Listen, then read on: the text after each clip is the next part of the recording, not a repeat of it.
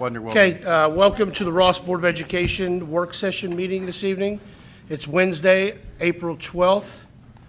Mrs. Logan, could you please call the roll? Yes. Mr. Kleinfelter? Present. Mr. Schnell? Here. Mrs. Webb? Here. Mr. Van Winkle? Here. Okay, so this evening, the way this is going to be kind of presented, just want to kind of roll with that so you guys, the public, will know. The upper administration and principals, I believe, are going to present some information to the Board of Education. After that, the board will have the opportunity to ask questions as well. And then after the board asks questions, we're going to open up to the public, that if anybody has any questions, at that time, you'll be able to ask those questions. So I guess the best way would be just write them down on a piece of paper, if you can, and just try to hold them to the very end, but we won't interrupt them presenting to the board, but we will have plenty of time at the end for questions. So if you have questions at the end, we'll start that process at the very end. So with that being said, Dr. Kunkel, the floor is yours. Thank you. First of all, let me say thank you for everybody that's in attendance. It's nice to see a vested interest in our school district. Let me talk kind of about the process tonight. We're going to review the state audit. We'll get into our financial situation. We will talk about some potential cuts.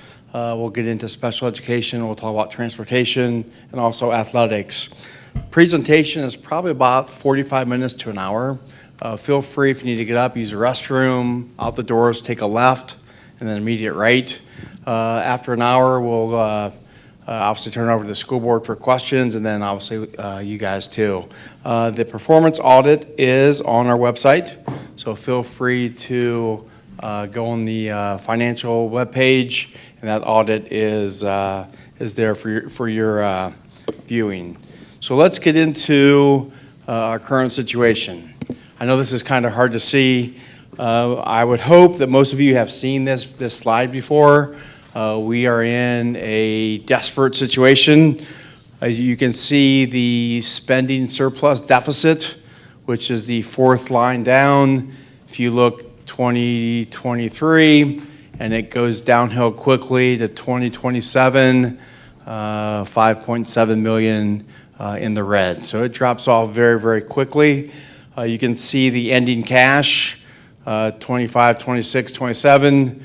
But I think the most telling for me is the very last line, which is the true cash. Steve and Jenny, we typically want 30 to 60 days. Is that kind of? 60 days is the recommendation from the GFOA, which is Government Finance Officers Association. But as you can see, we're well below that. Correct. Again, negative 135 days cash. So, and that's our current situation. Now, again, I hope that everybody has seen that. Hopefully, passage of the levy in May, 9.44 mils. It's a 5-year operating levy. We'll get into this more in detail.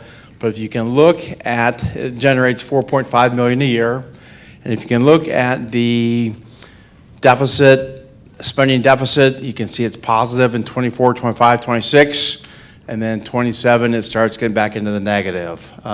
This is a 5-year levy, and then you can look at the days of cash, which is all positive, and it gets us between that 30 and 60-day window of cash that's needed. So why did we do the audit? Well, first of all, what is the audit? The audit is a third party that comes in and looks at all of our operations. I think Jenny, Steve, and I and our team back in August decided this is probably the way to go, to have an independent third-party view of our district. They look at the efficiency and effectiveness of our programs. They spent September through March in our district. A team of about 15 to 20 people. They took a deep dive into our organization, which I think it's a positive. I think all organizations should probably do this on a regular basis. Next slide is, again, we chose this. School districts that go down state oversight eventually that the state would mandate this. We decided to be proactive and take that approach. I want to talk about what this template is.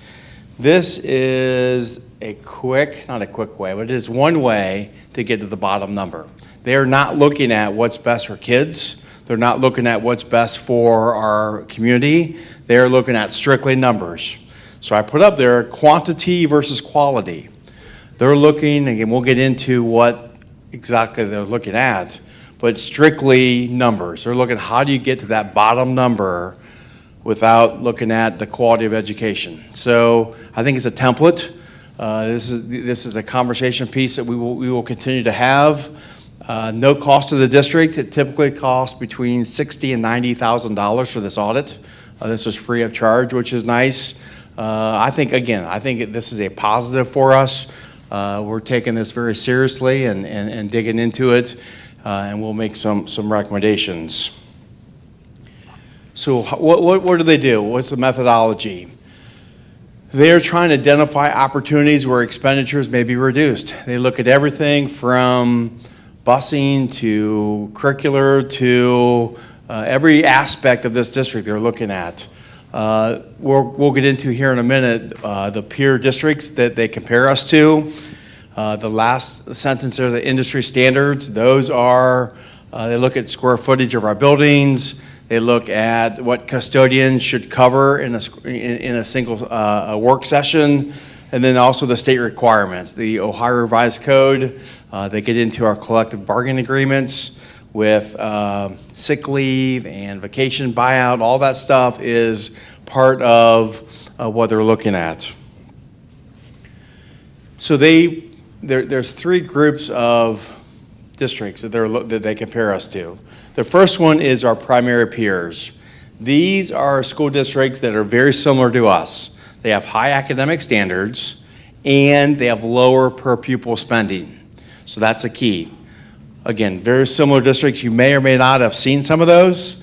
Those are districts throughout the state of Ohio. But again, lower per pupil spending and similar or better academic performance. So that's the first group they compare us to. That's called our peer groups. The second group, this is our local peers, Fairfield, Hamilton, Northwest, Southwest, Talawanda. This is more on a financial piece. If we're competing for the same bus driver or we're competing for the same teacher, they're looking at compensation, benefits. They look at collective bargaining agreements. So when they compare us financially to other districts, those are the five that we're looking at. Again, three different groups. The third one is transportation. Those are the four districts in Ohio. They're looking at rider density and then obviously your square mileage of our district. And those are the four districts in Ohio that are very similar to us. So that's their baseline that they have used to get to some of these data points. I'm going to turn this over to Mrs. Logan, and she's going to talk about revenues and expenditures. Is that correct? Yes. All right. That is all correct. Yours. So as we start into the revenue side of our financial situation, the graph here, and again, we're just highlighting points that are in this state audit. The audit is a pretty lengthy document, and so we are just pulling out information that we think is pretty important. So for our district, for Ross, our revenue in 2022, which was last fiscal year, was approximately $28.5 million. Of that, the three main components are your general property taxes, which make up 32%, state foundation money that comes from the state at 37%, and our income tax here, our earned income tax, which is 20%. Next, we really wanted to dig into, and this chart is not in the state audit, but they talk about these pieces. So this chart really speaks directly to how our millage is broken down. And so for Ross, we have inside mills of 2.8%. 2.66, which is also with inside mills. When you look at total, there were 2 mills that were moved in 2020. So we now have 2.7 mills that are being collected inside millage that is going into our PI fund. So total inside millage is 5.36. Then when you look at outside mills, what has been voted on by the community? And you can look from 1976 all the way down to 1999, which was the last time that Ross had a real estate levy that was approved in this district. On the books, 40.37 voted mills. Of that, we're collecting 17.34. The way that, then you're going to see that next line, and it says, inside and outside mills dash the floor. In Ohio, school districts cannot fall below the floor, which is 20 mills. And those 20 mills are your effective outside millage, which is 17.34, plus the inside mills, which is collected for general operations, which is your 2.66. So if you add the 2.66 and the 17.34, that's where you get the 20. Then we have a bond levy that was approved in 2002 for 26 years that will be that runs through 2028 at 3.5, and then that comes up to a total of 26.2. When you look at our income tax and you look at the equivalent millage, and this is in the audit, is 12.56. So when you add up the effective mills and our equivalents on our income tax, you're at 38.76. When you look at that and compare back to those peer districts, we are right in the middle. So we're average of our peers that they looked at and compared us to. I also added on this slide, just so we keep reminding ourselves of this, 1 mill in Ross is equal to $472,000. When you look at some other districts around us, that's far less.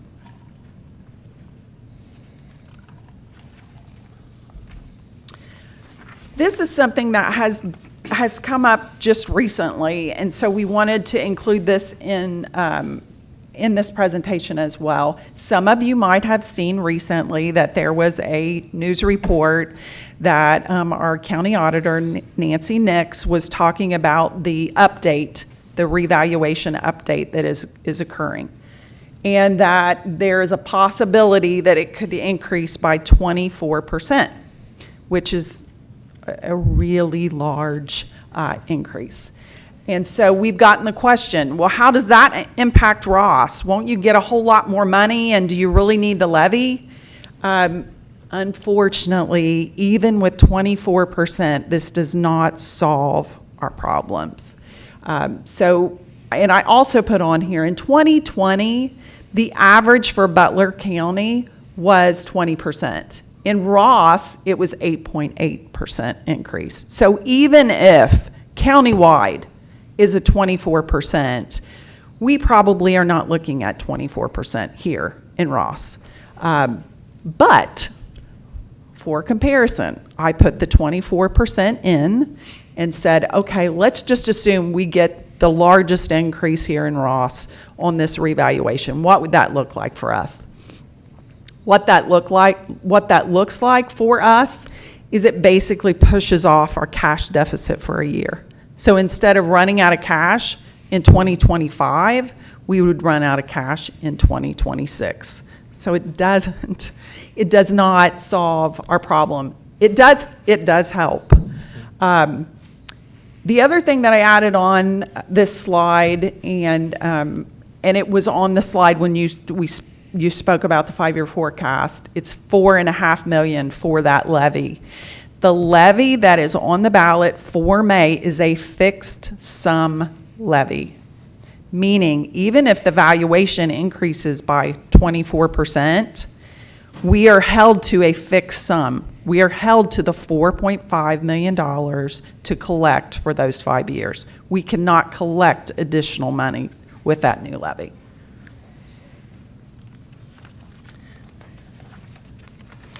Next slide, sorry. So revenue per pupil, when you look at our revenue per pupil, we are at $11,241. And approximately over half of that is coming from our local community. Primary peer average was above that, with more coming from local. When you look at us in comparison, and you take that $360 per pupil and you multiply it by 2,556 students, which is what they're using for this comparison, you come up to, if we were collecting revenue per pupil just equal to the average of our peers, it would be almost $1 million more annually. So Mrs. Logan, why don't we collect what our peers collect? So, well, it's complicated, but basically, the reason why we do not collect as much as our peers is, and you can see the main reason here is they're collecting more locally than what we are, a comparison to our peers.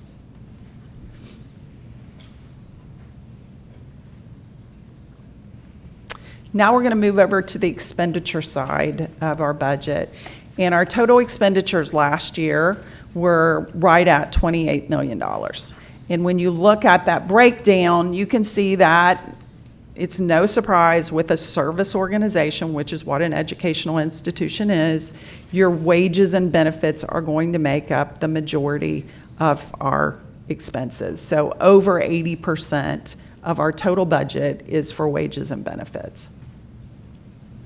Our expenditures per pupil, we spent over $11,000 or 2% less than what our peers did. So we collected a little less per pupil and we're spending a little less per pupil.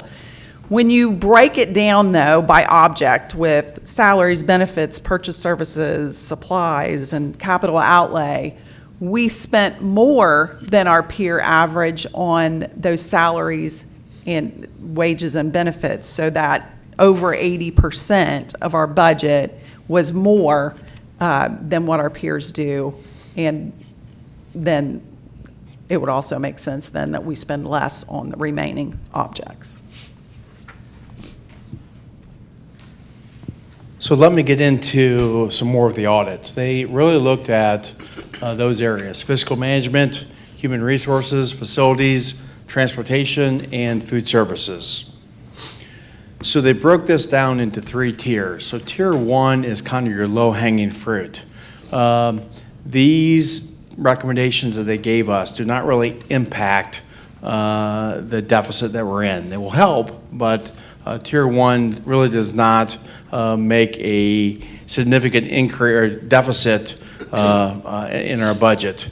Tier 2 is kind of the next level. That does not include personnel in tier 2 recommendations. And then tier 3 is state minimum. Tier 3 is very hard to look at, swallow. It's really hard to see what they recommend in tier 3. We did ask the audit team, has anybody ever got to tier 3? And they said no. So hopefully we are not the first district in Ohio to get to tier 3. But I think it's important to understand the different levels. Again, tier 1's kind of the low-hanging fruit that they recommend. So there are 9 recommendations, and then there's some additional recommendations at the end. The first recommendation is develop a formal strategic and capital plan. We agree with this. There is no cost savings at this point that they're recommending to us. We have started a strategic plan. It's kind of put on hold for now, but it was definitely in process. We'll continue that once we can figure out our financial situation. And again, there's not a recommendation of cost savings that they recommended. Recommendation 2 is, remember, they're looking at our peer, comparing us to our peer groups. So it's per 1,000 students, And they are recommending, again, it's a recommendation, that we are one building administrator and one central office administrator over our peer average. Again, this is a recommendation. They believe we can save about $271,000 for recommendation 2. Recommendation 3 is eliminate some direct student education and support positions. Once again, this is a recommendation from the state. Let me kind of backtrack a minute. Some of this is kind of hard to see, I get that. So tomorrow we will share this with our staff, we'll share it with our parents, and we'll make sure it's on the website too. So kind of bear with us on some of the small font. Recommendations for teachers, FTEs, full-time equivalent teachers. They're recommending 2 art teachers, 1.5 counselors, 1 curriculum specialist, and a 0.5 media specialist for a total of about $900,000. That is their recommendation. Again, these are all Tier 1 recommendations. The fourth of 9 is they're recommending that we renegotiate our collective bargaining agreements. These are the official agreements we have with our different unions. There is not a cost prediction for this, but the key here is they believe if we can get some of our contracts in line, that it could help us in the future. But again, they did not have a recommendation attached to this. Looking at sick leave, life insurance, certified tuition reimbursement, and vacation leave. Those are all areas that the state believes that we should examine in our collective bargaining agreements. Recommendation 5 is to align our classified salary schedule. They looked at those local peers, the Hamilton, Northwest, Southwest, Talawanda districts, to align our classified salary schedule. They're looking at these areas: food service, cafeteria, clerical, custodian, bus drivers, and paraprofessionals. This was, I think, an eye-opener for us, is at the very bottom there that that these positions have a higher average salary and a higher 30-year compensation from our local peers. So of those positions, they're stating, again, it's based on that data from our local peers, that these positions, if you total them up and compare them to our peers, that we are higher average salary and then also over a 30-year time frame. Recommendation 6, this is the healthcare. SERB is the State Employee Relations Board. We are very aware of this. This is healthcare. Our healthcare went up 9% last year, went up 17.9% this year. Those are devastating percentages for small districts. We are actively and aggressively looking at all options for healthcare. We want to make sure we have our employees have the best healthcare possible within our budget. So we're aware of this. Interesting that they believe we can save almost $800,000 in healthcare costs. Recommendation 7, again, there's 9 of these. The 7th one is align our facilities expenditures with our primary peers. Looked at personnel, supplies, utilities, salaries, wages, benefits. Again, I'm not going to read that to you, but that's kind of the analysis that they looked at. Let me backtrack. So we are spending about $1 more per square footage than our local peers. So we have 475,000 square feet in our district, and if you compare this to our peers, we're spending $1 more per square foot from our peer, based on our peers. So how do we get to that point? If you look at supplies and materials, we're 145% more than the 5 or 6 districts they compared us to. They gave us some suggestions: take full advantage of cooperating purchasing services, school supply orders, maximize that through our EPC. which is the Purchasing Council, and then obviously state term pricing. Those are all strategies on how we can better cut those costs. Purchase services, this is the outsourcing of lawn mowing, snow removal, HVAC. We know that our HVAC repairs are high, so we are actively looking at how we can cut costs there, but we're about 69% over our local peers. And then you can see utilities there, 21%, and then that's gas. I think electric is about 46% over. So those are all the deep dives we're taking a look at on how we can best utilize our budget. There's no cost to this one. This is recommendation 8. Formalize a preventive maintenance plan. We do have a 10-year facility plan. I think it's just scratching the surface of where we need to be, but taking a deep dive into a preventive maintenance plan that ties into budgets that's specifically for each building. For example, we have some, this is just one example, is we need to pave parking lots. Well, we need to have those on a schedule, so they're tied into accounts. Again, that's the preventive maintenance plan that we're in the process of developing. And then the last recommendation is food service. Food service does not come out of the general fund, but if the food service ever goes in the red, they would draw money from the general fund, which we no longer do that. But they're recommending that we can cut about 13 daily labor hours from food service. Again, that does not touch the general fund, but if for some reason that the food service would ever go into the red, we'd have to transfer money from the general fund. So those are their 9 recommendations. This one is kind of hard to analyze, but these are kind of the deeper cuts that they are recommending.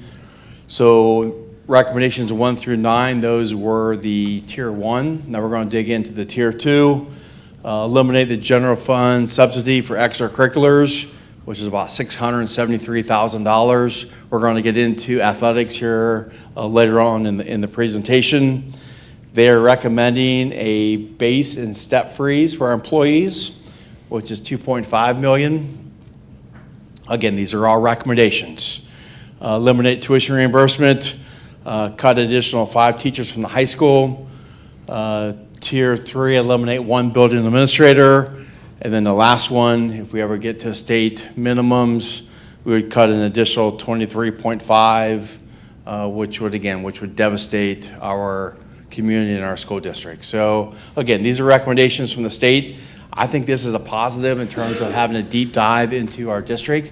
Are we going to do all this? Absolutely not. But I think it's important to take a critical look at what they're recommending.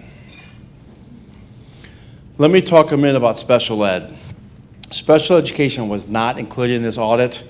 They typically don't analyze the special ed sector, probably because of the legal and contractual requirements, but they did say that our expenditures, our special ed has a large expenditures in our district. We knew that. If you look at the very bottom there, 13.5% of our students have a special ed label, compared to about 11.2% from our peer average. I think it has a lot to do with the times that we're in, coming out of COVID, obviously mental health and social emotional health, which we're addressing through our curriculum department. All those issues, all those concerns build up into our special ed budget. And then lastly, our district represents a smaller portion of our overall expenditures, which is special ed. But we spend fewer total dollars on special ed than our primary peers, which is kind of good to hear, while having higher overall expenditures. So we are aware that special ed is, one, very important, but 2, it takes a lot out of our budget. So we are analyzing all aspects of special ed. Some good news. Back in the wintertime, we reached out to the Ohio School Board Association to do a critical analysis on our transportation department. They told us after they did this study that we are a model transportation district in Ohio. We are very, very efficient. So that is kudos to Devin and Tina for all their hard work. but they really look at the number of buses that we have, the number of tiers. We have 3 tiers in our district. But again, very, very efficient. We're so efficient that we receive $158,000 more each year because we're so efficient. I think we have 30 buses, we have 24 routes. So again, kudos to Devin and Tina for all of their work. And you can see there, funding's based on our state average. We're spending $580 compared to the state, which is around $1,000. So once again, very, very efficient. At the bottom there, I talked about the driver shortage. This is not just a Ross issue or a county issue or a state issue. This is a national issue. We cannot find bus drivers. If any of you want to become a bus driver or have anybody that you know, please let us know. But we just can't find them. It's a very competitive market. We're going to get into some possibilities here when we look at potential cuts. We might go to an A-B system, which means we would take what grades would be RIS and the middle school, do like an A-B route. That's a possibility just because we can't find bus drivers. I think in the past we've done those secondary routes. We might have to go back to that if we cannot find additional bus drivers. So again, good news, and we'll promote that too with social media, but it's exciting that we're so efficient. All right, I'm going to turn this over to Mr. Castater and then the principals, and we're going to kind of talk about some next steps. Yeah, so the next question I think that comes up is what happens if the May 2023 levy is unsuccessful? What options do we have? We could repeat the levy request again in November, and I think we've talked about that a number of times with the collection cycles. A levy passed in calendar year 2023. We began collecting funds for that in 2024. So we could repeat the levy request again in November with hopes of passing it to start collecting the additional dollars at the same time we would if the May levy is successful. Or reduce $4 million in expenditures over the next 2 fiscal years, which would be fiscal 24 and 25, which correlates to school years 23-24 and 24-25. So we're going to click this link now, and it's going to bring up what $4 million over a 2-year period of time could look like, more specifically what the first year of those reductions would look like. And as we're opening this, I'll tell you that we've kind of broken this down into 2 different sections in year one. Year one, and again, this is hard to see on the screen, but this will be shared out tomorrow. That first slide at the top says current budget reductions, and these will happen regardless of the levy outcome. Let's scroll down so I can actually see it too. No, you're good. Roll it up. So you can see on the year one reductions, as Mrs. Logan mentioned earlier, in regards to the 9.44 mil levy, we planned on $600,000 in cuts just to get to the 9.44 mils. Had we not made those cuts, the levy would have been over 10 mils for the ask. So we were able to identify some additional dollars in cuts that will happen regardless of whether the levy passes or not. So you can see that is one district office administrator. Some of these do align with the findings in the performance audit. Some of them are not included in the performance audit. We're trying to do this through attrition as much as possible. So a lot of these positions and things that we're identifying, especially in year one, are positions that we know are already going to be open, people that have submitted their notice of retirement or people that have resigned and moved on to other positions. So again, trying to meet that monetary goal through attrition as much as possible. So one district office administrator, one high school science, which is a retirement, a high school English, which is a resignation, one middle school section, which is reduced due to a smaller class coming into the middle school next year, an elementary PE, which is a resignation that will also adjust the way we teach and offer PE in the district, a treasurer's assistant who worked in the treasurer's office. She resigned in October. That position was not filled. The PBL special, which reduces opportunities for students at RIS. A high school aide that resigned earlier in the school year, that position was not filled. A sign language interpreter whose student that she has been working with for the last several years is graduating. and then 1 technology support specialist, which job duties are just going to be absorbed and reassigned throughout the technology department. So as you can see, that total is $756,500. And those are things that we're doing. A lot of them have already happened, regardless of the outcome of the May 2nd levy. We scroll down now into the second section. These are what we're calling levy contingent cuts. So if the levy fails, these are the things that we would be looking at. Some of these are also attrition-based, but a number of them are also actual reductions in force that we would be making moving forward. I'll give you a second here to. That's okay.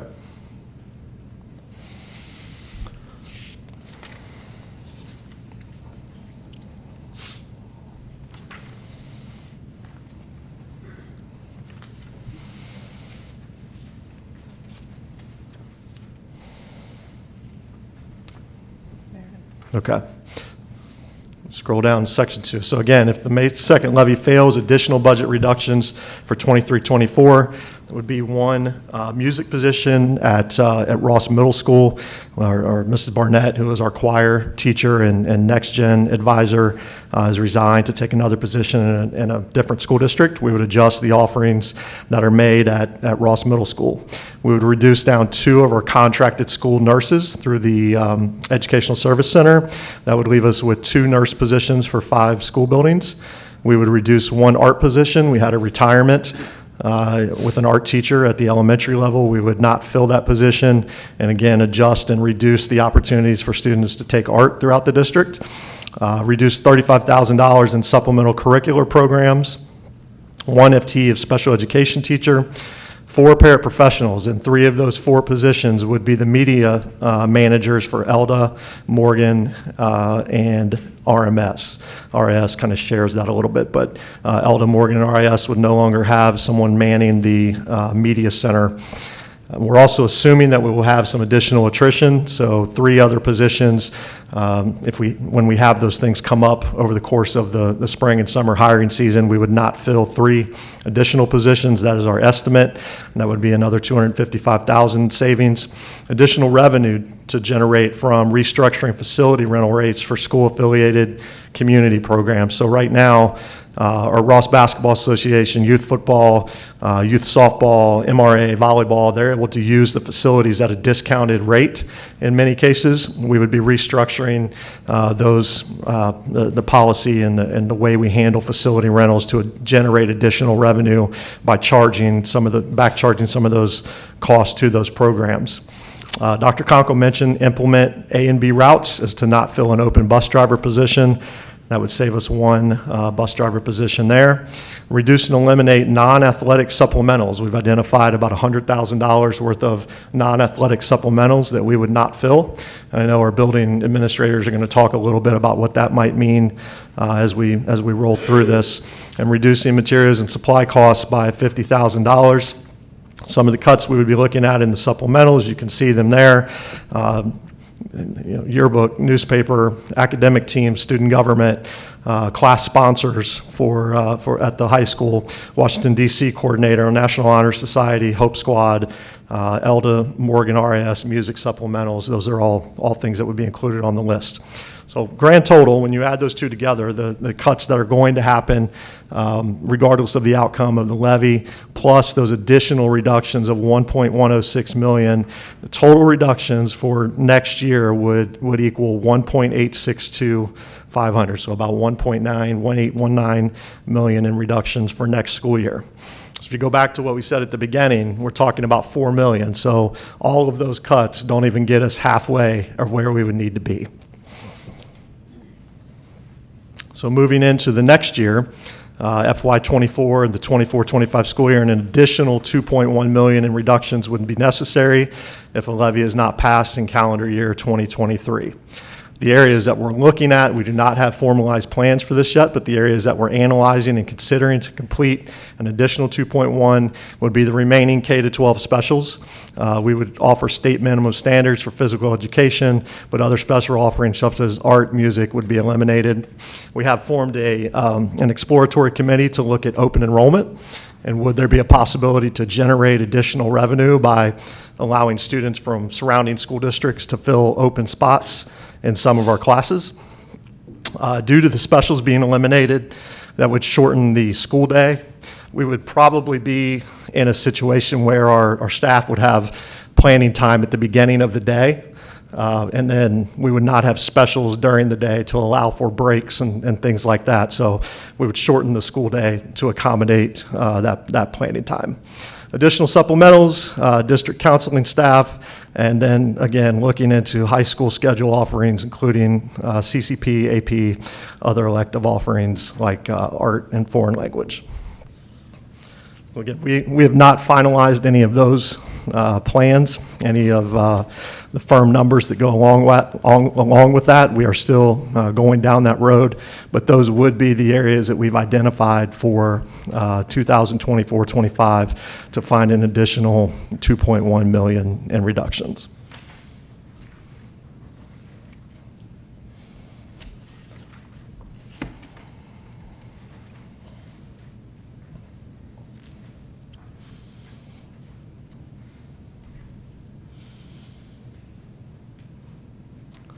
Yeah, so again, we have our building administrators here to talk a little bit about what do those reductions mean, and what kind of things would we be looking at losing through the loss of some of those supplemental positions.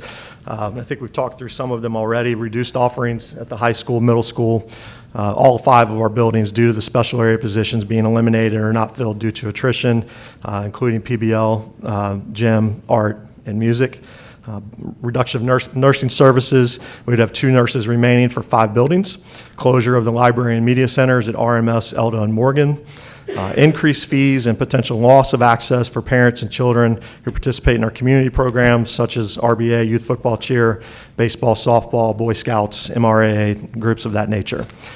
Athletic participation fees, which we're going to talk about a little bit later, could increase above the current 825 level, and or teams or programs eliminated, and changes to our bus routing system, AB routes, due to not filling potential retirements. We know of 1 retirement for sure. We may have another bus driver retiring that we could potentially not fill due to attrition.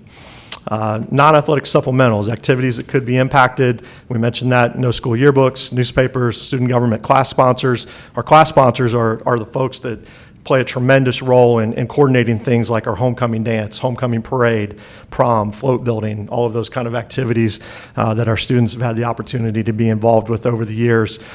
Those class sponsors really are the ones that drive many of those things.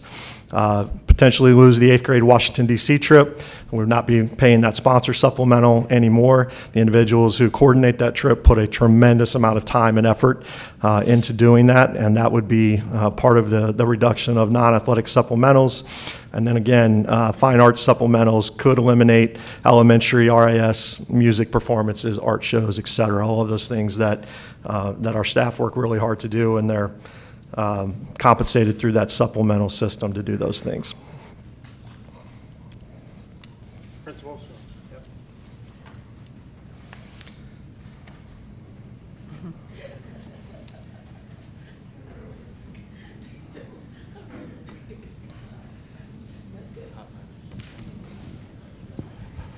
Good evening. Thank you for being here. My name is Brian Martin. I am the principal at Ross High School. This is my 12th year in the district. So other principals and I are just going to talk a little bit about, the non-athletic supplementals and what those impacts could look like. Just to back up a little bit, speaking specifically about the high school. Things that we have cut already at the high school, we've cut 2 math teachers. Since last year, we cut an English teacher. As Mr. Castader pointed out, we are going to cut another English teacher and a science teacher. So that's in addition to a school counselor that we have cut at the high school. That's in addition to our school social worker. We had a partnership with the Butler County Educational Service Center who provided a social worker who assisted our kids and families. So those are cuts that have already been made at Ross High School, and those are independent of anything that may happen going forward. So as you might imagine, because of cuts that have already been made, we've had to reduce course offerings, we've had to change how we deliver instruction. This has had a particular impact in our math and English departments. In the past, we had been able to provide additional support to our students, particularly in our lower level students and general track students. We had been able to double block courses for them and provide additional support. All of those opportunities are gone with cuts that we have already made, and we are starting to see those impacts in our students already. And if you spoke to any of our English teachers or math teachers, they could certainly fill you in on how that's impacting our students. So those are things that have already happened at the high school. As I mentioned, we've cut a counselor, we've cut a school social worker. This is in the midst of what many mental health professionals are calling the largest mental health crisis in our nation's history among teenagers. We're cutting counselors, we're cutting people who support our students' mental health. So once again, not to backtrack, but just wanted to provide some context on things that we have already lost or have already gone by the wayside as we go into these things that we're going to talk about. So the non-athletic supplementals, as Mr. Castater mentioned, you're talking about yearbook, you're talking about journalism, you're talking about all of our class advisors, some of who are sitting in the room and who do these extra things to make sure that we have the great community activities and events that we all enjoy, right? Everyone in Ross, it's like a Norman Rockwell painting in the fall, right? We have our homecoming parade and people are lining the streets, watching our colorful floats go up and down Hamilton Cleves Road. Believe it or not, there's a lot of work that goes into getting those floats constructed. Positions like class advisors who are responsible for the weeks and weeks of supervision of students outside of school hours. They're in a barn somewhere throughout the district until the wee hours of the morning, oftentimes supervising students and helping them build those floats. That would be gone. That would be gone. Class advisors would be one of the cuts. Student government is responsible for putting on our homecoming dance. Those class advisors are responsible for prom. So a lot of the great traditions that we have here, a lot of the reasons that kids get excited about high school. I know it's hard to believe, but not everybody's excited to come, learn about chemistry and algebra 2 and all those things every day. Lots of times kids are drawn to those extra activities, and that's what makes a school. That's what leads to the culture of our school and our community. So obviously those would be tough losses for our kids. So. Once again, fine arts supplementals, I'll speak about my girls in particular. My kids inherited my genetics, which means that they're not very good athletes, all right? So their strengths are in the areas of fine arts. And as a parent, as a principal, when you talk about losing those opportunities for our kids, it's really devastating. It's really devastating, and it's going to impact the climate and culture of our buildings. So as Mr. Castater indicated in one of his slides, if the levy does not pass, I believe it's likely that we would not replace, or at least it would be recommended, we would not replace a middle school music position. That probably means lack or elimination of music opportunities at middle grade levels. That means no middle school show choir. Like I said, those would be some devastating impacts for our kids. Steve, anything else you think I need to touch on, or Dr. Conco, anything else you think I need to touch on that regard? I shouldn't get to have all the fun. Any of the other principals want to? Just adding to what Brian said, I mean, the biggest part, a lot of you know me, I'm a Ross alum, been through this my mom taught here. I actually blamed Mr. Rettinger on my mother. She was one of his teachers. So, I've been here. My kids went here. Same, like Mr. Martin said, my kids were athletes. They were in the show choir. They did those things. When you start talking about cuts like this, I mean, it's just heartbreaking. Mr. Martin touched on the choir program, the choral program.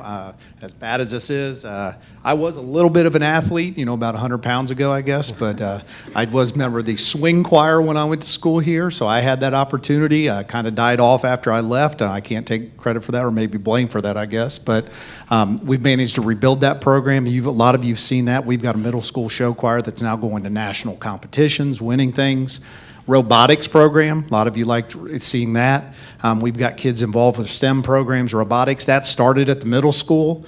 Jennifer Knoxville brought that in as an opportunity for some of our students with special needs. It's grown to the point where we had actually the first all-girls team in the state.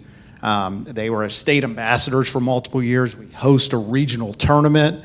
We have kids involved in that. It's now grown to the high school. Mrs. Counts, actually, I think their team was that close to qualifying for, the next level too as well. Those are opportunities that are just lost. And once things are lost, I mean, it just, getting them back is unbelievably difficult. And, it's just something none of us want to go through. We know how difficult this is. I live here. I understand what we're all talking about. But, these kinds of cuts, they're just long lasting, and it's just not something you recover from easily. Mr. Martin mentioned if we cut the choral teacher, there's over 20% of the kids at the middle school that are a member of choir in some aspect. So, if we lose our choir teacher, we don't have choir. And she actually does some honor choir, I think, at the RIS building, so there's extra opportunities there. Those things go away. So all those kids, and I can speak for hours about kids I know that have, found their niche in band or choir or things like that, and a lot of you know how difficult middle school is. So, not having those opportunities, there's lots of kids that just wouldn't have made it through. So, just kind of echoing what Mr. Martin said, and a lot of those things, the journalism program, the newspapers, all those things go away. The DC trip, something that keeps me awake for about a week straight with ulcers every time they go, but it's a fantastic opportunity. I've chaperoned those. I've slept on the bus. I've done things. The kids come back. That's a life-changing event. A lot of our kids never get a chance to go to anything like that ever again. That's something that goes away. And it's in addition, we help supplement not only the cost of the people who do it, and Mrs. Bruck, Mrs. Kiefer spend hours doing that, help with subs and covering things. Just losing opportunities like that, there's no real good way to sum it up other than the phrase devastating that you used earlier. So. Yeah.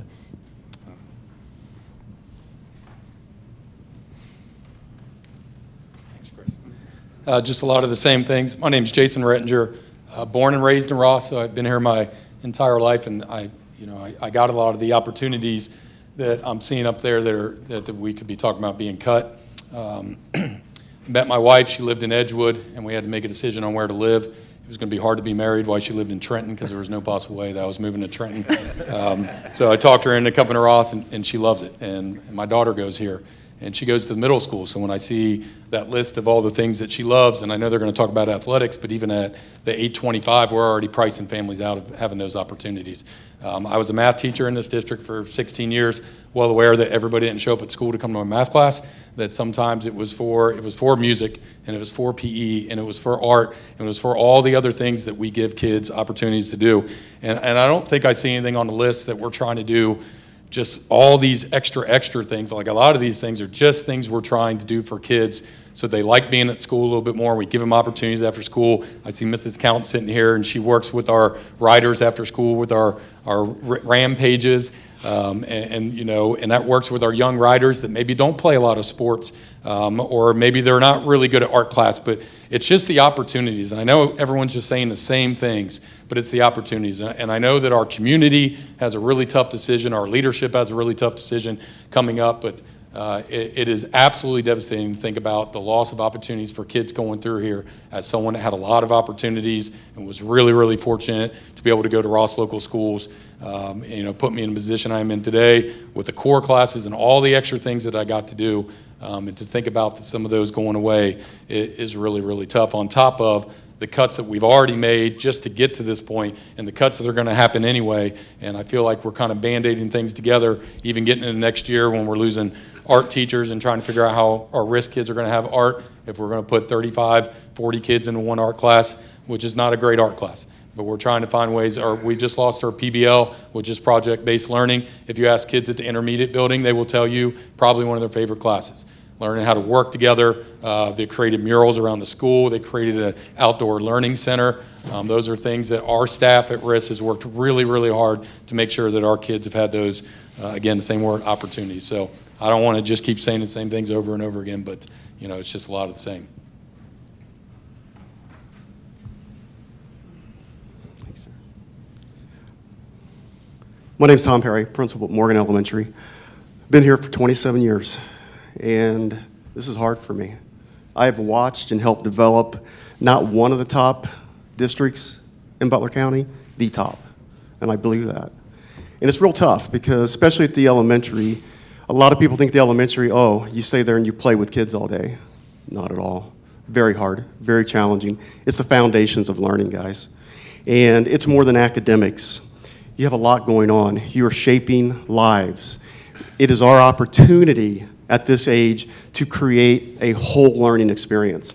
And you could go into hours about the studies of it's more than just academics. You want a well-rounded child. There's things called multiple intelligence that these children with art and music, technology, they just shine. We talk about SEL, we talk about all these programs that we need to support that. You start cutting counselors. We don't need to cut counselors, we need more counselors. I don't care what the state says. They're not there. They don't deal with what we have. I see more anxiety in students today than I've ever seen. So we have the SEL, we have counselors, nurses. Once again, I don't care what the state says. We need nursing. The medically fragile children that we have is unbelievable. The amount of kids we have in wheelchairs, the amount of kids we have that have trachs, all of these type things we need support with. The counseling helps everything that we have.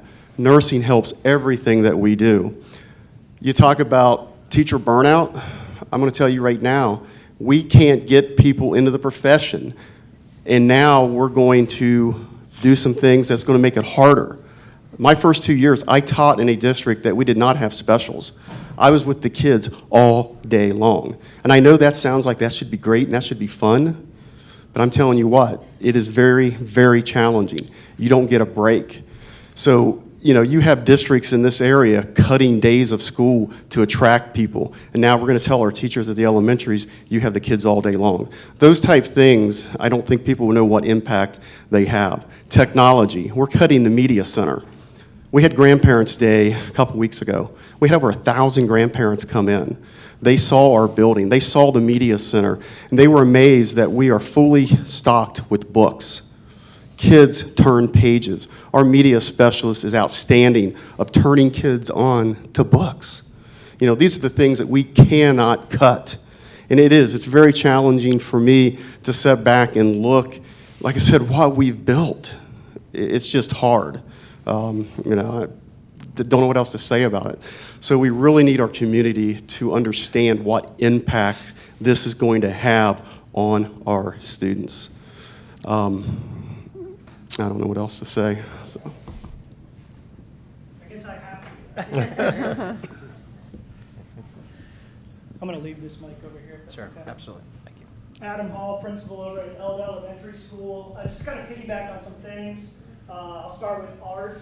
We have an art teacher that is retiring, not being replaced. And with one art teacher between 3 buildings, how do you teach kids art? How do you make that work? So that's one thing. A second thing is music, and I know we spoke a lot about music and some things like that. If you're not paying people a supplemental to do music shows and concerts that we all love, especially at the elementary level, the theater's packed. The pack's packed. So we just wouldn't have that. We wouldn't be able to provide that opportunity for not only our kids, but our community. They love to shine, just like Tom said. What else can I think of? The media center, just just to piggyback on, again, what Tom said, fixing Chromebooks, a screen that's broken that happens throughout the day or throughout the week. How do you get those repaired? How do kids go in there and start to value a love of reading? Those are, once again, opportunities that during our day, there is scheduled media time for every single one of our classes to come to the media center, not only learn about books, but digital citizenship, how to use a computer, how to search sites, how to research things. Again, those are just a couple things that our media center specialist does on a daily basis, along the lines of stocking our Chromebooks, making sure every kid has what they need in a technology set. So, like I said, those are just a few things. Those are a lot of things, not just a few that kids lose. Those opportunities, and that's what it really comes down to. Kids lose. Adults, livelihood is, all of that is impacted. So I appreciate the opportunity. Principals, thank you for sharing your experiences, and we will move on to the next conversation. That's athletics. Mr. Castater? Yeah, so I know there's been some questions last year when we announced that we were, the participation fee was moving from $150 to $825. And there were some questions as to how that number came about and the calculations that went into that. Essentially, what we were attempting to do was cover the cost that's generally funded by the general fund of the district to support the athletic and extracurricular program. 3 primary areas.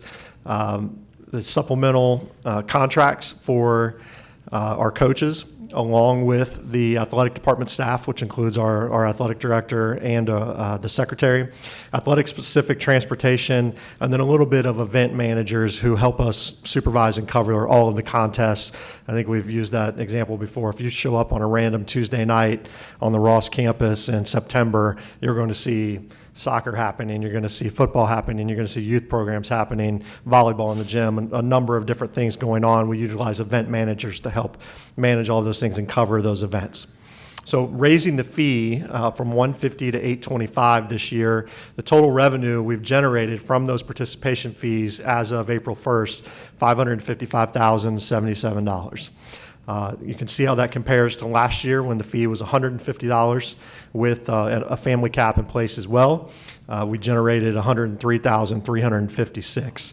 So we did achieve our goal of offsetting much of the general fund expense going into, by charging the $825 fee, we're able to cover the majority of those general fund costs. And you can see this is what we're calling the true cost of athletics this year from the fall, winter, and spring seasons. Our supplementals, $350,955. The athletic department cost for salary and all benefits, $182,239. 71, a little over 71 in transportation, and 16.8 in event managers. Transportation event managers, those are estimates still. We are still in the midst of the spring season, so we won't have final numbers on exactly how much we spent in transportation and covering events until June when the spring sports season is over. So total cost, $621,277. We had total participation this year of 675 student athletes between the high school and middle school. So what we're calling the true cost per participant, it was about $920. So we charged $825, ended up being $920. So we're down about $95 per participant. The primary reason for that is our spring sports participation has taken a major hit. I don't think anyone could have anticipated it, but I believe I put 50% on the slide. It's probably closer to 60 or 65% reduction in participation in our spring sports. So we were okay in the fall. We were kind of okay in the winter, and then we took a major dive in the spring, which threw off that number. So I think when you're talking about coming up with those estimates, there is no way to pinpoint it exactly. You never know exactly how many students are going to come out for certain teams and want to participate in those programs. So we came relatively close based on our estimate, and I think we would have hit the 825 mark had spring not taken such a nosedive in those numbers. So what we're projecting for next year, again, if we have to go down the road of continuing to try to fully fund our athletic program through participation fees, we are looking at a supplemental cost of $312,000, which is a little bit less than this year. Mr. Beck and I have identified $50,000 in supplemental positions that we would not fill. So that would mean reduced coaches for some programs, loss of some additional programs and teams that may not have coaching supplementals provided any longer. So that allows us to lower down the supplemental costs a little bit. Athletic department cost, salary and benefits, that remains relatively consistent. Transportation, we were able to essentially cut that in half. That would be instituting what we're calling a 25-mile radius rule, and that means we would not provide any athletic transportation to trips that are more than 25 miles one way, or I'm sorry, less than 25 miles one way. So anything over 25 miles, we would still provide busing transportation from the district. Could be a bus, could be a van. Anything less than 25 miles one way would be what we call kind of get there on your own. So parents would have to transport kids, students would have to drive themselves. That would be a way to allow us to reduce some of that transportation costs. Again, event managers, we're anticipating a similar amount of events on campus happening throughout the course of the year, so that number remains relatively consistent. That total would be $552,774, so it's a little less than what the actual spend was for this year. And if you look at a participation range, and again, we're still trying to gauge the final numbers here, but we're assuming that we would lose another 10 to 20% in participation next year. And you take that range, we had 675 students participating this year. If that goes down between 540 and 608, we would be looking at a projected cost of $910 to $1,020 per participant. Again, I'll remind people that's with $50,000 in supplemental reductions and no transportation to anything less than 25 miles. So you're still looking at the fee increasing from $825, even with reducing those services, and that simply has to do with the number of kids that we're seeing not participating in the programs at this point. If the levy is successful, what we're projecting is a $300 fee recommendation per participant per sport with a family cap of $900. And that fee comes from the ability to still offset some of that general fund cost. As noted in the performance audit, they talked about the subsidy that we use from the general fund to cover the athletic and extracurricular program. $300 would still allow us to offset some of that cost, not completely, obviously. We believe that, in a healthy financial state, using general fund dollars to support a strong extracurricular program is good use of those dollars. Those opportunities are important for kids, like a lot of the other things we've talked about tonight. So backing the fee down to $300 still allows us to subsidize it somewhat from the general fund, but obviously not cover all the expenses and charge an exorbitant amount that's going to price people out of being able to participate.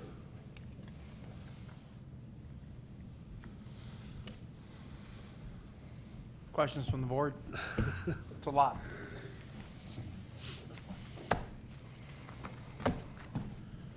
So there's a few people that have come into the meeting since we've started, just so we're all on the same page.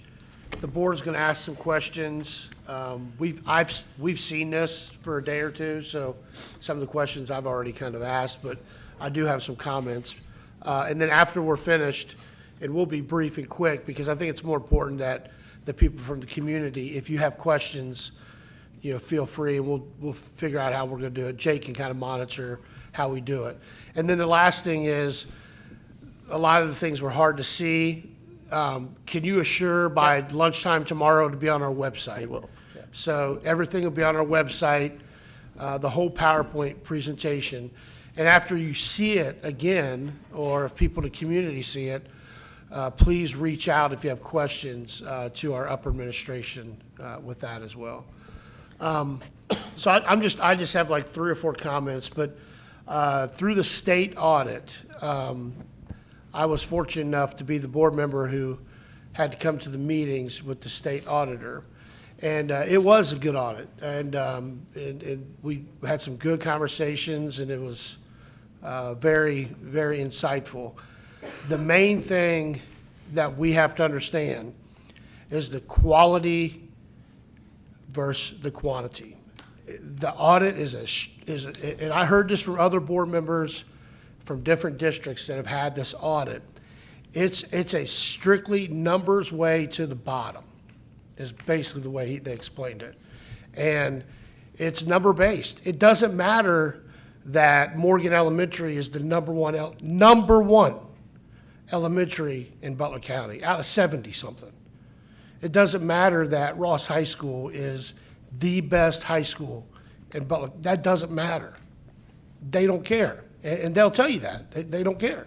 It's a numbers way to balance the budget, and that's tough to take when you see their recommendations, and we all have kids in the district. It's really a hard thing to accept.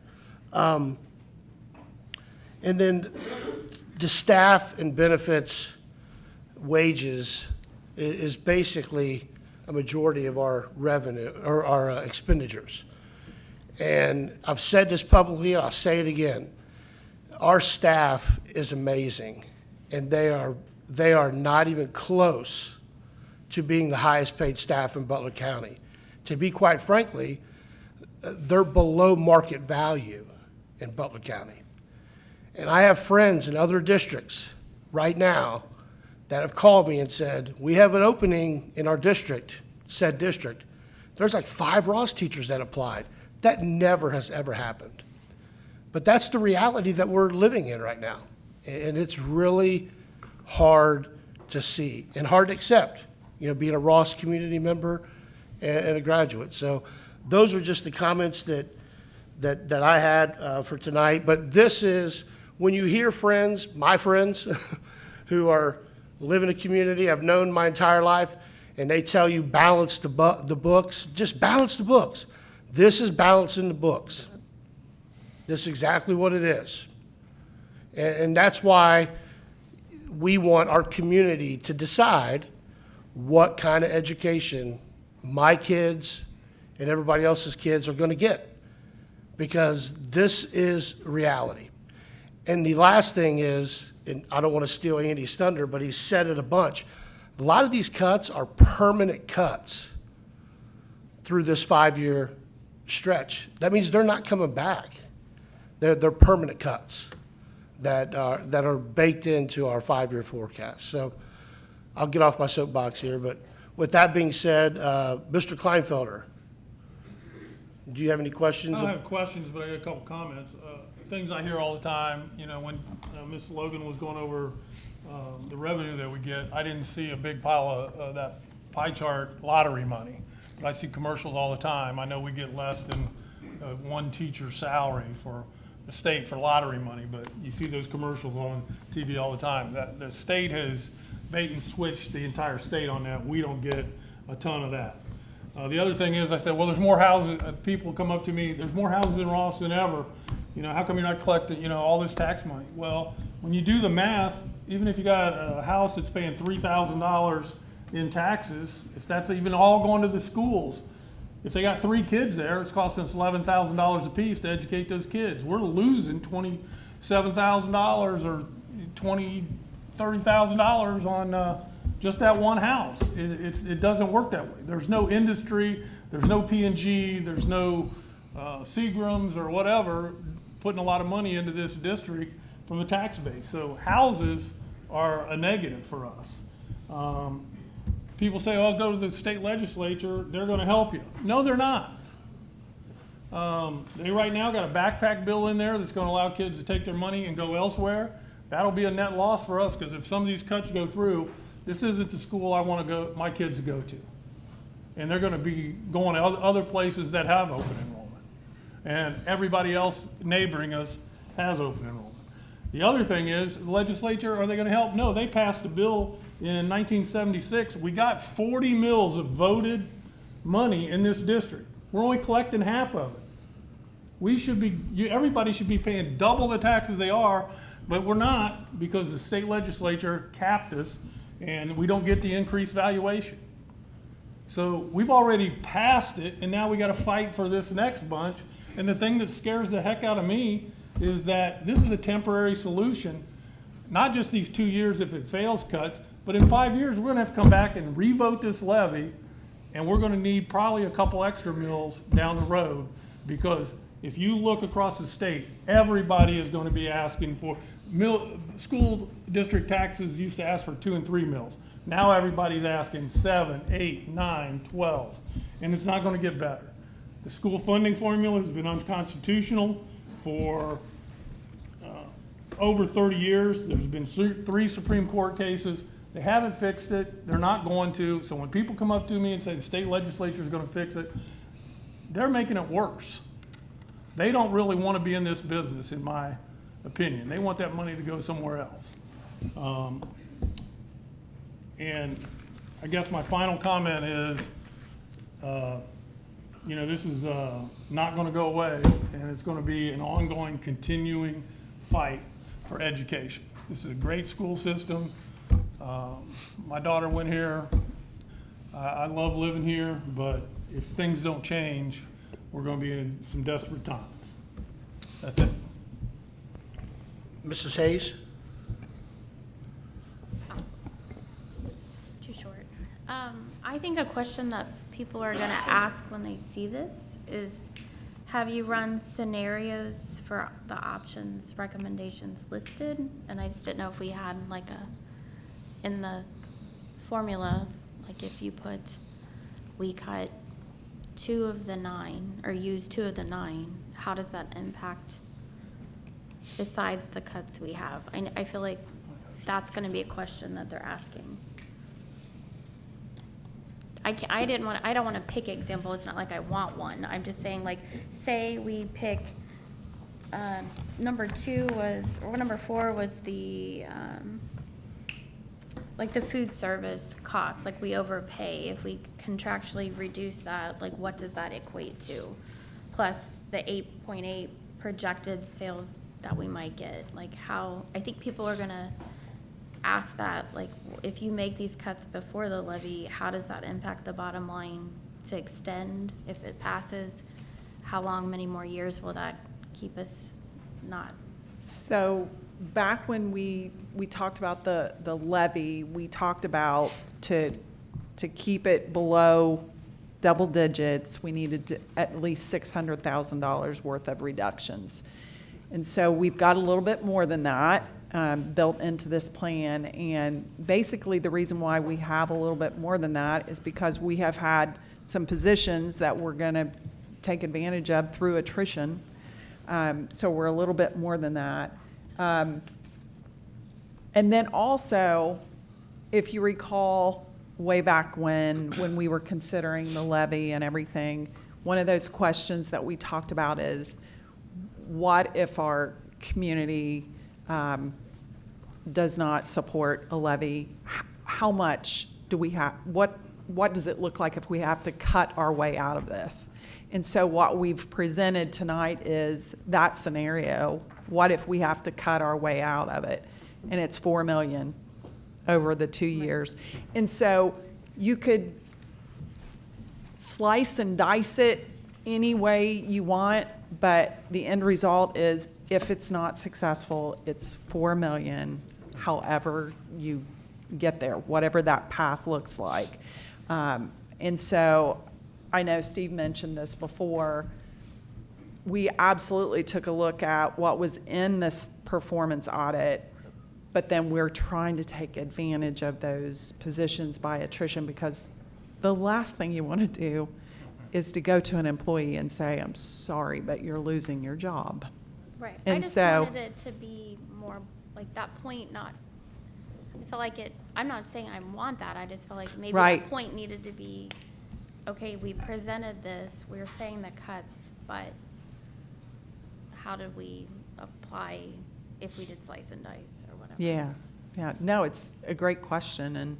And to your point, the path, however you get there, it's still the $4 million. 4 million, right. Yeah. Anything else, Mrs. Hayes? No, not right now. Okay. Mr. Chanel? Just a couple points and then a question. But I think first, I think it's important for people to understand that the $4 million cut buys us 2 years. So if we don't pass in that period, we're doing it again or more. Another thing with the audit, we learned a lot. Regardless if the levy passes or not, we're going to look into those items to try to, there's some things we got to clean up. We realize that. So that will be, that's going to be a continued focus. And then I just had a question, and Mr. Martin, I hate to call on you again, because thanks to all our principals, you guys did a great job. But we've lost English teachers, we're going to lose, or going to lose a math teacher, or science. What has it done? What do you think it will do for class sizes, for class offerings in the high school? So really there have been three.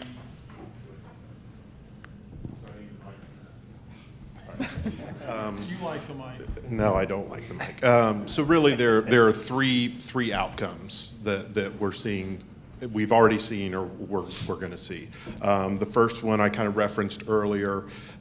We've had to change how we deliver our math curriculum. So up until this year, we have been able to double block math courses at the high school, particularly in algebra and geometry, to support our struggling students and even our general track students to a certain degree. So we had to eliminate those pathways because of the loss of personnel. We just simply weren't able to staff those paths anymore. Second outcome is we are not able to offer some advanced level English courses. So like the first cuts that have been made, or the first courses that we're not offering, are AP Language and AP Lit English courses. We're not going to offer, unfortunately, because we don't have the staff to do so. Going into next year, what we're seeing already from the cuts is, and I was just looking at this before I came into the meeting, we are going to see increased class sizes. So our general track freshman English, for example, the average class size is going to be 29 kids. So that's, I'll just say that's not ideal. And that is not on par with the type of instructional delivery that we've had historically, at least in the 12 years that I've been here. I'll be very candid. We are not the same building that we were a year ago. We're not the same building that we were 2 years ago. We're just not. Our product is different. It's less than what it was, and that breaks my heart to say that, but you can't squeeze blood out of a turnip. And when you're cutting personnel, you're losing opportunities for kids, and there's no other way to say that. To piggyback on a point that Mr. Kleinfelder made earlier, typically this time of year, we are inundated with shadow requests at the high school. So kids from surrounding K through 8 parochial buildings who are trying to decide on, are they going to send their kid to the green school up the road, or are they gonna, save some dollars in their pockets and send them to Ross? We have a ton of kids shadow in the spring. It's been like that every year for the 12 years I've been here. So far this spring, we've had one kid request a shadow at Ross because families know. They know where we're headed if we don't get this thing turned around. So.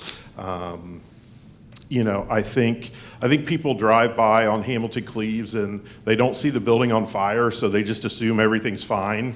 But it's not. It's not. Our product is changing, and if that's what we need to do, then that's what we'll do. But it's definitely having an impact.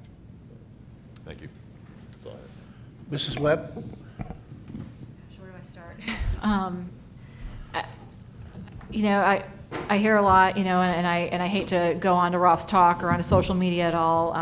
Like you need to operate within a budget, and I just need to stress that this is not a spending problem. This is a revenue problem, and as you can see, and I hope after this presentation this evening, we don't have a lot of fat to trim, and what we do trim are decisions that we have to make are going to cut into the fabric of what makes this the district that it is.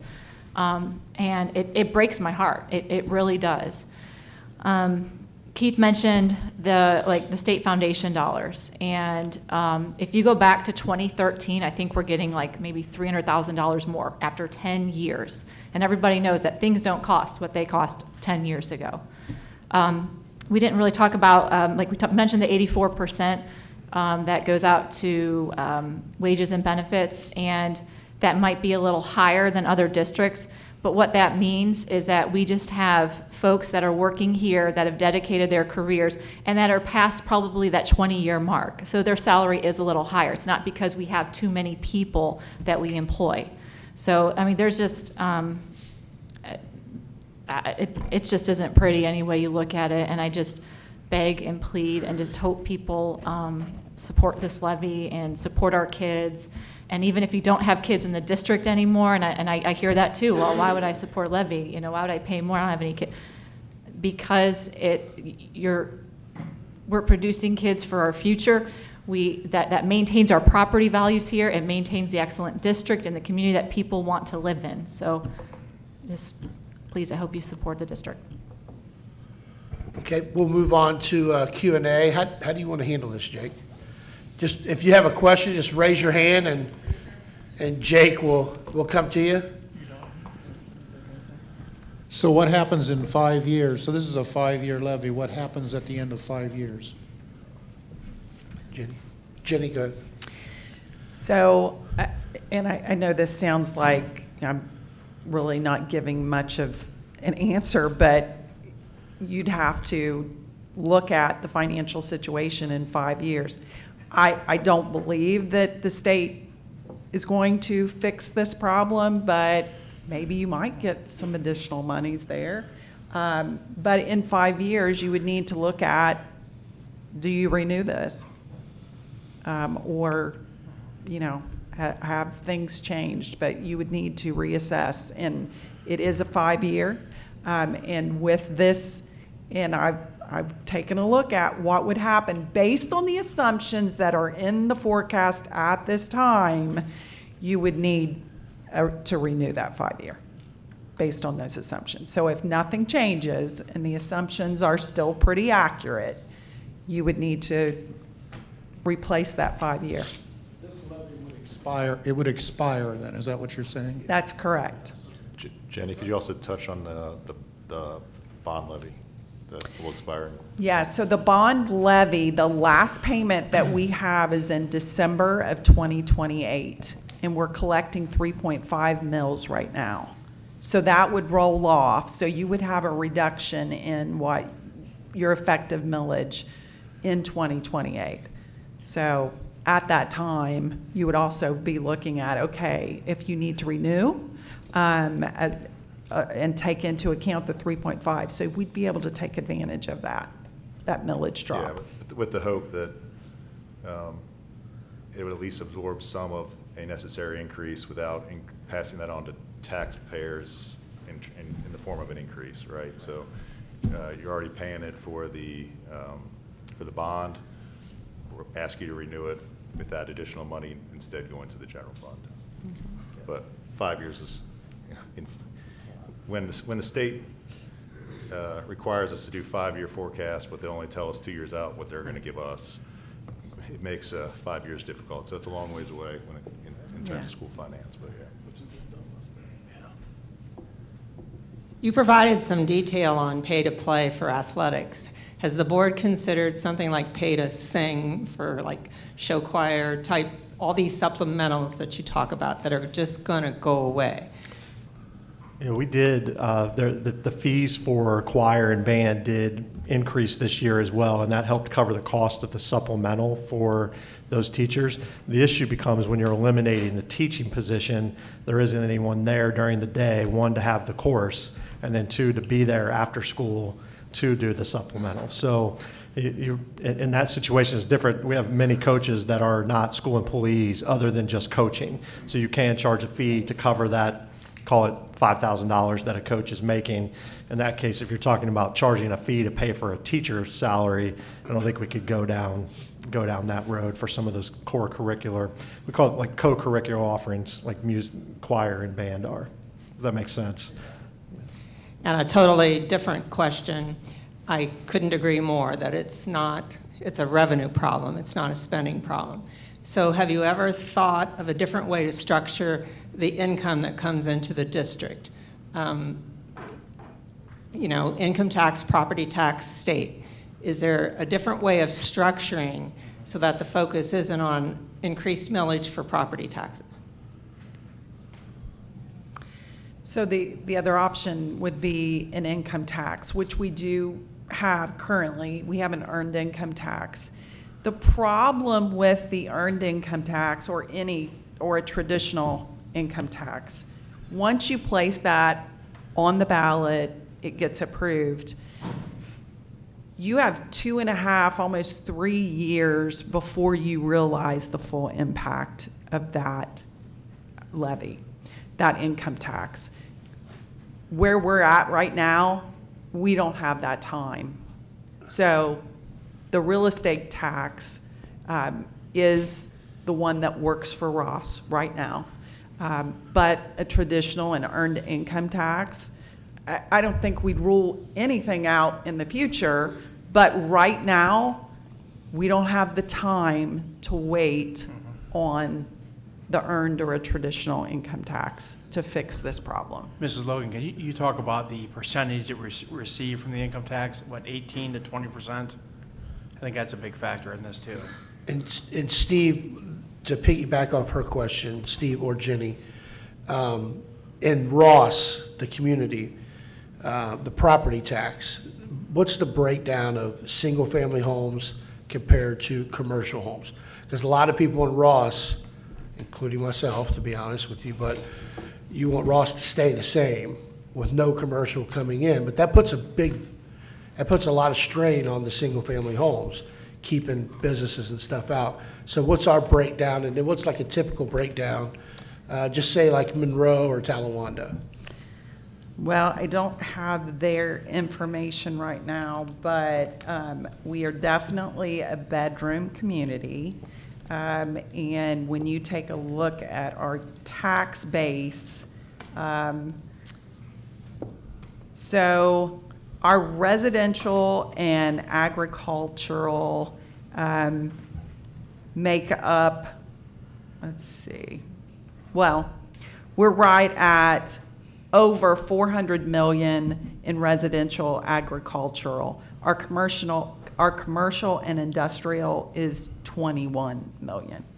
And our total is right at 472. So the Right, super majority of our value. Yeah, that seems to be about 87%. I actually have Monroe's here. We're doing some comparison. And so our total valuation in the community, in the school district, 471 million, roughly 472 million. Monroe's is 437, so it's relatively close to Ross. Their res ag out of 437 million is 239, which is only 54% of the total. So when you look at 87% in Ross versus 54% in a community like Monroe, because of the commercial development that they have, the outlet mall, the the Kroger warehouse that was just built, some of the other development that they have, it helps offset some of that tax burden. And I'd add too that the income tax is beneficial when you have commercial. So I work at a big building in Fairfield, and I pay 1.5% to the city of Fairfield, as does everybody else that works in that building. So, and I understand that you're still taxing the same community when we don't have any outsiders coming in to work here. When you're doing it through an income tax versus property tax, like some of our neighboring school districts have the ability to do.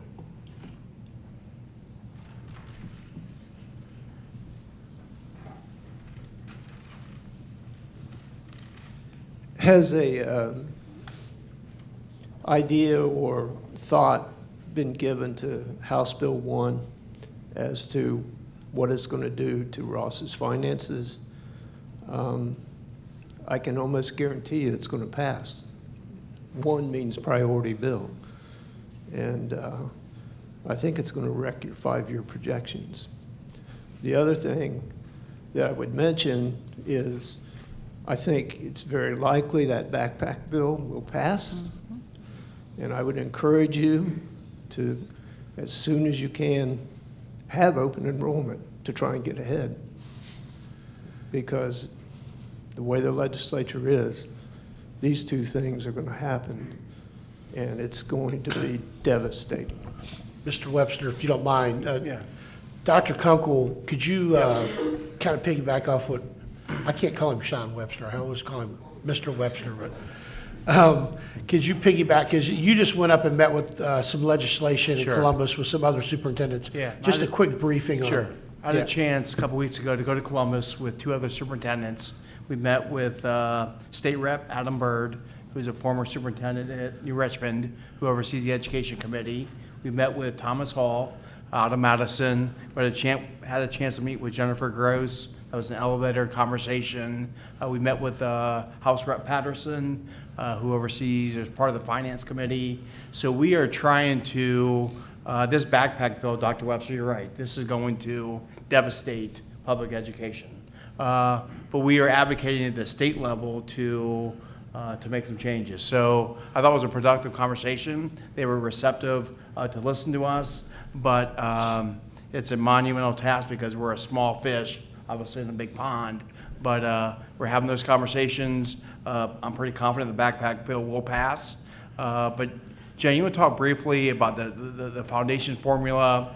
Currently, they're using 2018 data. We're advocating for our state reps to use 2022 data. Right. That's about $1 million over 2 years that could benefit us. So if you can do anything as a community member, reach out to our state reps, have them use the 2022 data, not 2018.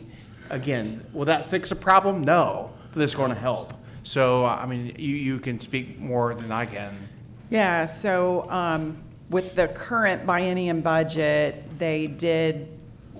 we have a new funding model, and it's an inputs-based model. So it takes a look at all the cost drivers. And then it also takes a look at the distribution of who should pay for education for our students here in Ohio. Well, what they've done is they have updated the wealth factors. So all of how much your community should be able to pay, they've updated those factors, but they have not updated beyond 2018 how much it costs to educate a child. So we've been advocating, if you're going to take into account how much we can pay, you should also take into account how much we're paying. So I'm getting some favorable feedback, but who knows? It's the legislature. House Bill 1, what that would mean is basically they're looking at a flat income tax rate for the state of Ohio. The way that they would fund that is we talked about that millage up there.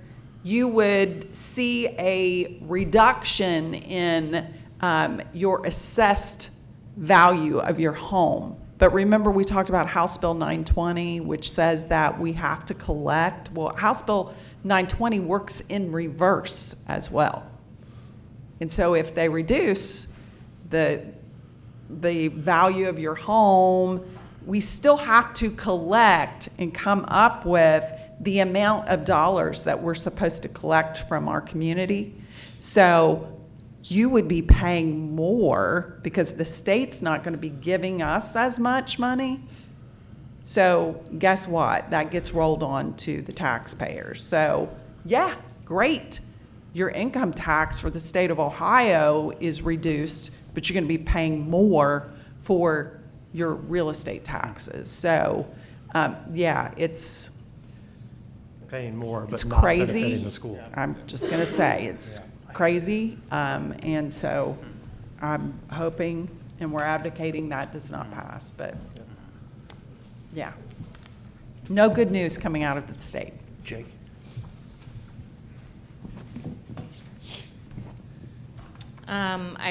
I've said this before in a meeting. I really believe that it is the Ross School District's responsibility to teach our kids math, language arts, science, and social studies.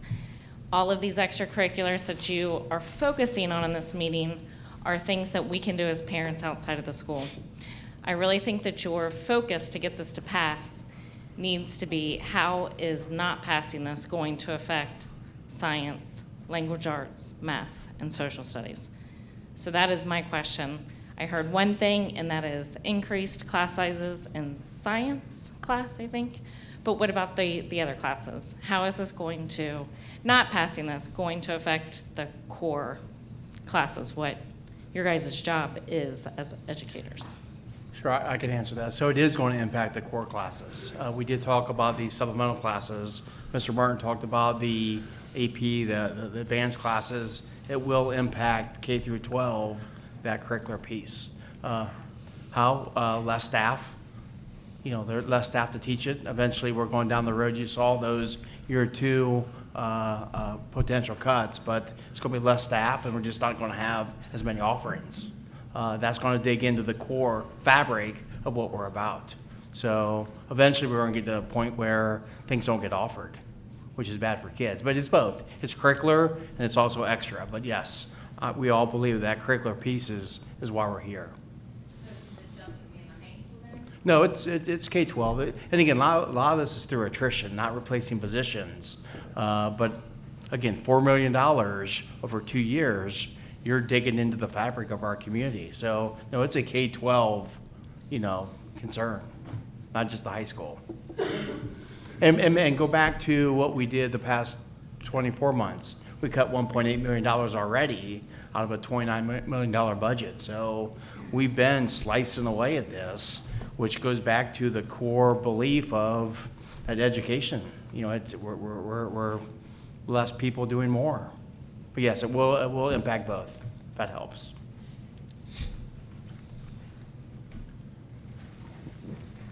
It doesn't really explain what I'm sorry, because I have kids in elementary school and middle school, and they don't have AP-ish type classes. I mean, she has some gifted, she's in the top, so she has a little bit more homework and classwork than some of the other kids do, but it's not like a separate class. So we're cutting staff. I can't make that any more clear. We're cutting staff. So increase in class size throughout is basically. Absolutely, yes. We're cutting staff. Does that help? Okay. I wasn't going to say a whole lot, but I'm just going to, after hearing that, I'm just going to touch on, I'm an educator. I've been in education for 18 years, and I had an opportunity to work in this district 4 years ago, and teachers are leaving this district, and that's going to be the biggest impact on your education in science, math, English, and those things. My boss came to me just this week and was like, we have 4 openings. You're going to have no teachers left at Ross because we have so many Ross people applying. And 4 years ago, I turned a job down here because it was 25% less than what I was making in my current job. And we're maybe top 3rd in the area, and it was still a $25,000 pay cut to come work at Ross. Nobody's going to do that. So if you want to know what the impact is, it's that teachers at an alarming rate are looking in this district to go somewhere else because of all this stuff.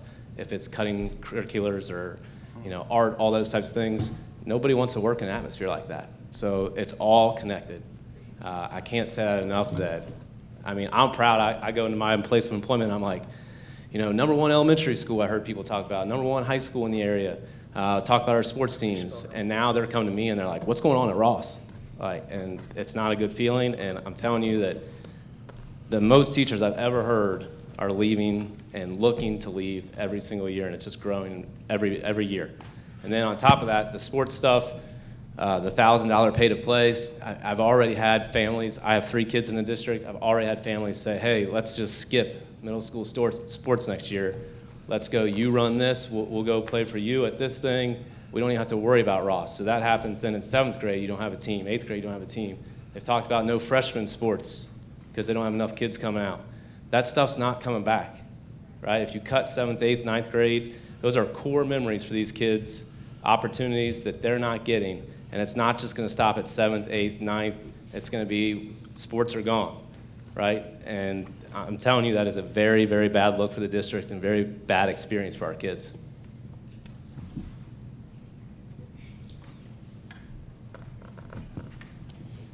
I just think that you use this as a scare tactic, the sports thing.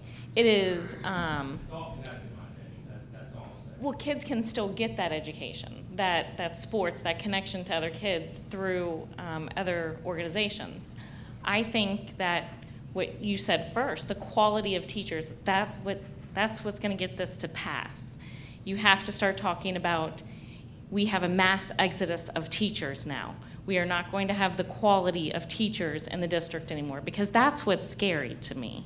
You know, we're going to have 30 kids in every single class. That's what's scary to me.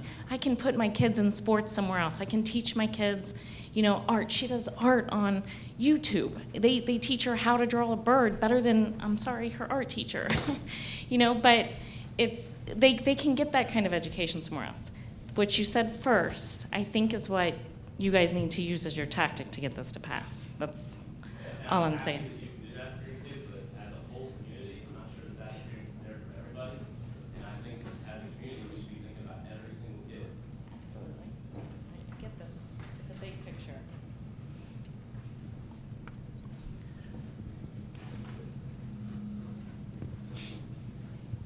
Sorry, I know I've talked too much already, but I'm going to talk just to your point, and I completely respect your opinion. So just to try to simplify it a little bit. So let's just say, for example, we eliminated every art, every music, every extra teaching position in the district. Those kids in those classes, they have to go somewhere.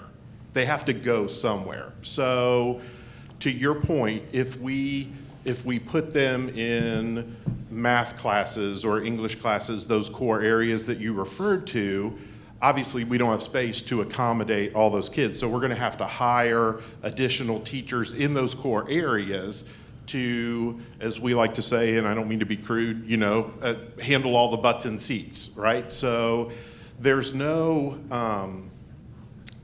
cost savings from from that perspective, you know, to those kids have to go somewhere, unless, like was referenced earlier, you shorten the school day. You know, elementary kids are starting school at 10 or 10:30 instead of, you know, 9 o'clock because we don't have the staff to accommodate that. So the other thing I will mention is, if you look at decades of research, kids who are involved in extracurricular activities have better attendance, have higher grades, are more likely to graduate. We can like it, we can not like it, we can say that it should be the parents' responsibility to provide all those things. I think we can have good philosophical debates about that, but the research in that regard is undisputed. Kids who are involved in those types of things are more successful in school. And the reality is, if they don't get it at Ross, they're gonna go somewhere else to get it. And if you have families that value education start to leave this district, then this community is going to change. And that's fine if that's what the community wants.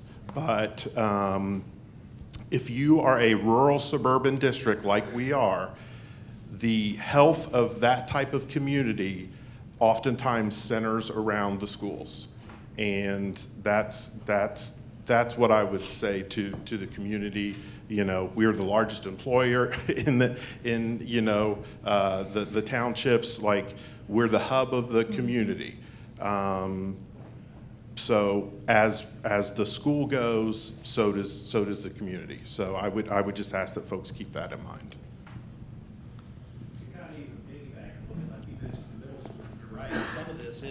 Some of it's already a staffing thing. Like, we'd love to have more math teachers and things so that we could offer some smaller, high-level tracks. And I mean, you know, we're limited with the staff that we have, and now we're reducing already.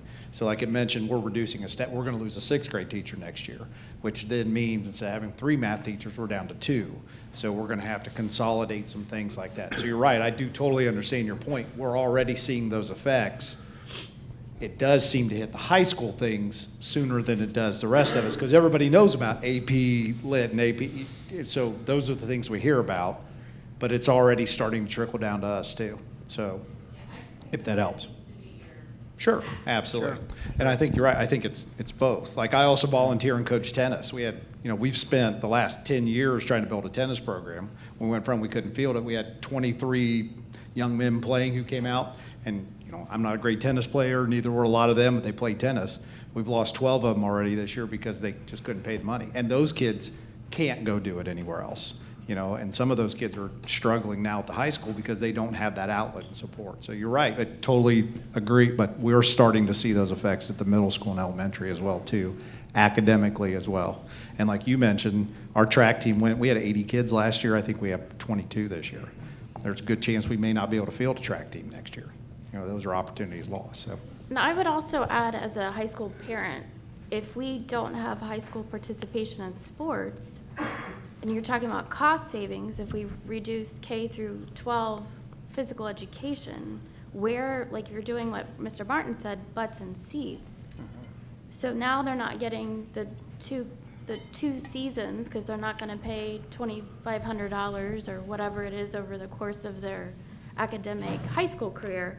They now have to take gym. So now you have a classroom of potentially 200 kids that would have cleared a gym class for a sport that you're now going to have to do something with for 30 minutes or 45 minutes. So it's not just,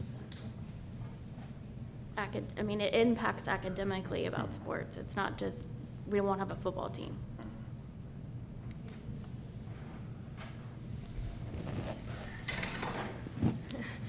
I am a music teacher for the district, and specials, gym, art, music build community. It's not music education, art education, gym education. It's field day where kids' families come out and enjoy. I've had Mr. Martin's daughters and Mrs. Stalen's, and we do a photo booth, and they come out and they make memories and build community, and they see their kid up there. Do I think every child's gonna be a musician? No. Do I think that it provides an opportunity for them to find out if they like it? Yeah. Do I think that it made wonderful memories that everyone loves? Yes. Whether you can draw something well or not, your child's artwork is posted for everyone to see. And Grandparents' Day, every kid wanted to show off that. It's building community, and it connects every kid. Because I'm the teacher that sees 400 students. I'm the one that stays the same from kindergarten to 4th grade, and even in 5th grade they see me. It's a connection. It's not just music. So I sometimes think we forget that it's not singing and dancing and playing instruments and drawing and playing games in gym. Mr. Kiefer is the best person I've ever met in my life at ELDA. And if you've had the opportunity to be around him, he amazes me with the connections and personal connections he makes with his students that will last forever. And I don't know if anyone in here has had that opportunity from him, but I'm just saying that's not going to be there anymore. It matters. So I just want us to remember that it's not music education, it's community. It's connecting people. It's more than that. So I don't know, I just wanted us to me, that's when I think of specials, that's what I think of. So. Do we have any other questions? Yeah, I'm going to add something. I know I'm the resident mic passer right now, but I'm also a parent and an employee of the Ross Local School District. I've got 3 small children in this district. Little Finn, she's a kindergartner. Hattie's in 3rd grade. And then Rowan is now in 5th grade over at the RIS building. We are fortunate enough to be able to offer them art opportunities outside of the school district. So they take camps, they go to classes, they take music lessons, they play sports outside of the school district. And I'll tell you what, they can't wait to get to art class with their art teacher, who does teach them how to draw birds and unknown other types of art. They can't wait to get there and tell that art teacher and their classmates about the Frida Kahlo birthday party that we had for my daughter. They can't wait, cannot wait. And that's speaking to Hillary's community building aspect. They can't wait to go into music class and show Mr. Thatcher or any of their other music teachers what they learned at music lessons. They can't wait to get here on campus to partake in the Running Rams, which is our youth running program. They can't wait to get to 7th grade and beyond where they can do school-sponsored sports, because it's a special community building environment that we are able to offer our kids, no matter what opportunities they have outside of the school district. And so that's what makes, and there are a lot of people in here who've lived in Ross their entire lives, myself included. And that's what makes our community so special, is that we have that culture, we have that climate where our kids love to be here, they want to be here to go to English class, into history class, into science class, as part of their experience when they get to do all these other extras. So I concur, I agree, man, oh man, we have a great place, and let's keep that going. Sorry. No question behind you, Jim. You got another question? Yep. I'd like to make another comment, a couple comments actually, about the music program here at Ross. I've had 2 grandkids participate in the show choir, middle school show choir. You know, I'm not a music person at all, okay? But if you ever saw those kids perform, the way they perform, it's a real credit to the music program, okay? I don't know who the leader is at the middle school, but those kids, every competition they went to except one, they finished first. They finished second in one, and that was a judgment call there. But I think the fact is, you know what? My grandkids had to go to school at 7 o'clock in the morning to practice, okay? That's not just a show choir, that's also the chorus or whatever, okay? So, the other thing I want to say about Ross Schools, this has been a very gloomy meeting, okay?